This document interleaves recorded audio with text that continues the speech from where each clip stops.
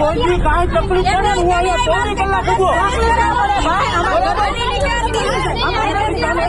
તમે વાત શાંતિથી મારી યાર કરો. આ લોકો 3 મહિનાથી આમ હેરાન કરે છે તો માર્કેટના બધા સવાલો લાવીને અહીં મૂકી રેકડી મૂકી આ બોટલા મૂકી પછી અમે લોકોને ભાવથી સમજાવ્યો કે ભાઈ માર્કેટ કરવા અમે નહીં મારું ઘર સામે છે તો એ કે માર્કેટ તો થશે જ તો જગ્યા છે ને પ્રાઇવેટ છે તો એ લોકોની નથી એને ભાડે રાખી છે તો એને ભાડા કરાર કરવું પડે ને કોઈને પાછી અહીંયા અમે રહીએ છીએ તો અમને પૂછવું પડે ને કે અમારે માર્કેટ કરવા મેં ભાડે રાખીશું આટલી સોસાયટીમાં કોઈની પરમિટ તો લઈ પડે ને આટલો સવાલ છે બીજો તો કાંઈ નહીં શું તકલીફ થઈ રહી એમને બધાને તકલીફ નહીં માર્કેટ આવે ને એટલે અમારા છોકરા છોકરીઓ અમને રહેવામાં ગંદકી વાળો બધું એ અમને ન પડે.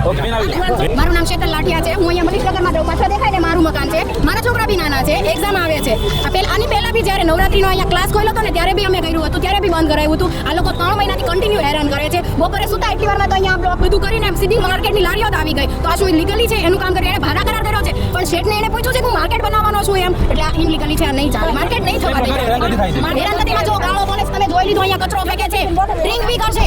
હજુ બની છે ડ્રિંક બી કરશે. તમને બી ખબર છે માર્કેટ વાળા છે ડ્રિંક બી કરશે. બધું એક છે. બાથરૂમ જવા માટે જગ્યા જોઈશે ને કે મારી દિવાલ જ કરી લેવાના છે એ બી એટલે આ માર્કેટ નહીં થાય. ભાઈ તમે આવો અને એફઆરઆઈ કરાવો જે કીધું છે કાર્યવાહી અમારા જેન્ટ્સ કરે છે. અમે અહીંયા માર્કેટ નહીં થવા દે એના માટે ખાલી શાંતિથી ઊભા છીએ કે અમે કઈ નહીં